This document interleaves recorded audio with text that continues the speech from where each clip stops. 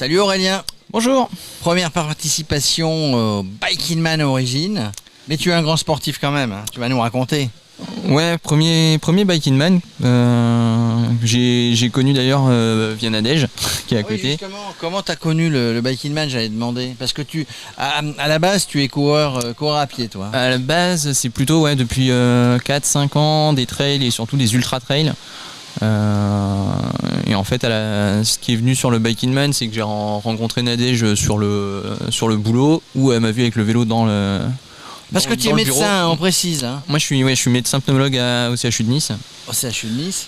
Et à me voir faire quelques sorties vélo plus mon côté ultra, on en est venu à ce qu'elle me parle des Bike in Man. Et bizarrement, Nadège, elle est parfois sur des Bike in Man. Pas à vélo d'ailleurs. Hein. Non.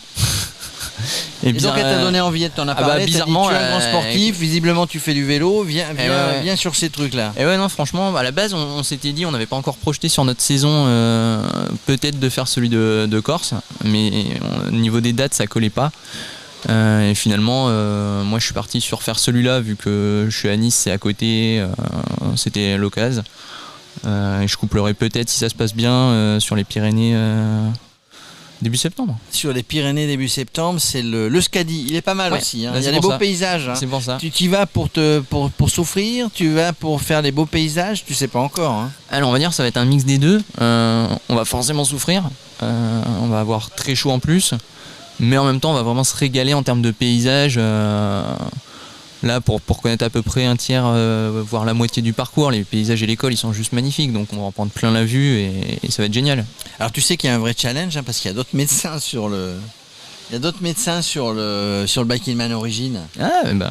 J'en ai vu d'autres. D'habitude, il est pas là. Il y a Bill Gravel, hein, on le connaît sur les réseaux sociaux. Bill Gravel, il est gynéco à Nice aussi. Okay. Tu le connais pas celui-là? Non. Il faut t'entraîner avec lui. Hein, ouais. C'est un grand marron.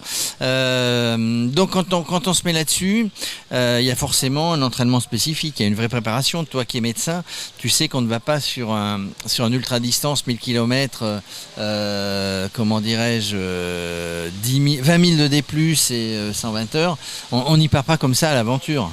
Non, absolument pas. Après, l'avantage que j'ai sur les longues distances, c'est l'autonomie des ultra trails, où on va être entre 20 et 30 heures sans dormir, sans s'arrêter.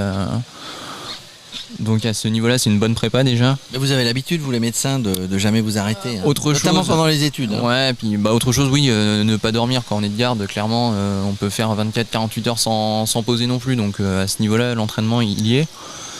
Et physiquement, j'en fais 2 à 3 heures tous les jours avec des sorties plus longues le week-end. Donc ça je pense que la distance, elle devrait passer. Tu es prêt?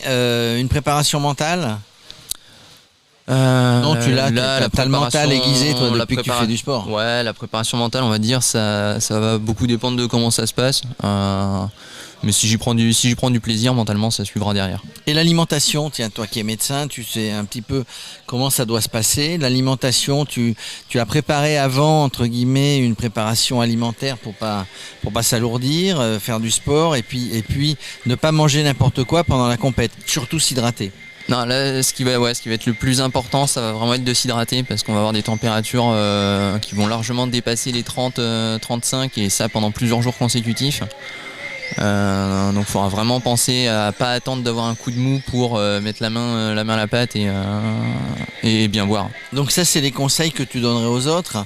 Tiens, un médecin, s'il arrive n'importe quoi, serment d'Hippocrate, ils disent...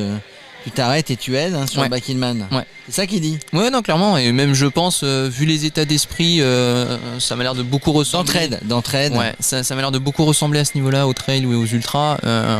Même si on est, quelle que soit en fait la place au niveau de la course, si on voit quelqu'un qui est en difficulté, on va systématiquement s'arrêter pour lui filer un coup de main. Et on réfléchira même pas au temps qu'on est en train de perdre sur la course sans en parler, on s'en fiche, c'est pas le principal. Et en ayant réfléchi, le parcours, on s'en fiche un peu malgré que, tu penses que ça sera plus difficile qu'un ultra trail? C'est différent. C'est vraiment complètement différent. Là par exemple, moi je prévois vraiment de me poser 4-5 heures sur les nuits de lundi soir, de mardi soir. Là où sur un ultra trail, je m'arrête jamais en fait. Donc il y aura une petite coupure à ce niveau-là. Et l'effort est clairement différent. Là, on lisse beaucoup plus que sur un ultra trail où on est vraiment tout le temps sur le qui-vive, quoi. Voilà, objectif 2 jours, 3 jours, 4 jours. Objectif finir dans la nuit de mercredi à jeudi. Parce que tu as une garde derrière. Je travaille jeudi matin. Ah bah d'accord, donc objectif finir avant jeudi matin, autrement tu y vas directement.